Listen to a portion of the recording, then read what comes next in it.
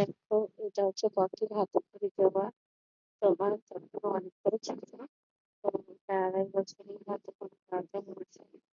তাই জানো, না হলে আর পরে তোমার একটু বয়স হয়ে গেছে, তো স্কুলে ভর্তি হতে হবে। দিতাম, দিয়ে দিয়েছি। দেখো যে যা বললো, সে বললো কিছুই বলছে না, ও চুপচাপই আছে। কিন্তু ওই দিনটা খুব মজা করছিল জানো তো। আর ওকে আমি সব ম্যাচিং ম্যাচিং করে দিয়েছিলাম, হলুদ ড্রেস, হলুদ ব্যাগ, সবকিছু। ও তো খুব মজা করছিল। ওর পিপির বাড়িতে গিয়ে হাতে করে দেওয়ার পর বলতে নাচতে নাচতে গেছে যে, দেখো পিপি, আমি আজকে হাতে করে দিয়েছি। আজকে ও লিখেছে, ফার্স্ট টাইম বলছে। তাই জন্য তোমার বলতে বলতে গেছে, খুব মজা করছিল। এই যে আমাদের পাড়ার এই পুজোটা হয়েছে, সেইখানে ও হাতে করে দিয়েছে। তোমার আমরা একটু লেট হয়ে গেছিলাম বলে ওর পিসির বাড়িতে পুজো হয়ে গেছে বলে দিতে পারিনি। তো এটাই পাশেই দিয়ে দিয়েছি।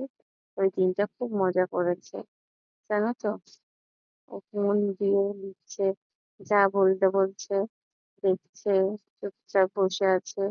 ও দিনটা খুব মজা করেছে। কেউ দিদির বাড়িতে গিয়েও সবাইকে বলছে আমি আজকে হাতে করে দিয়েছি, হাতে করে দিয়েছি।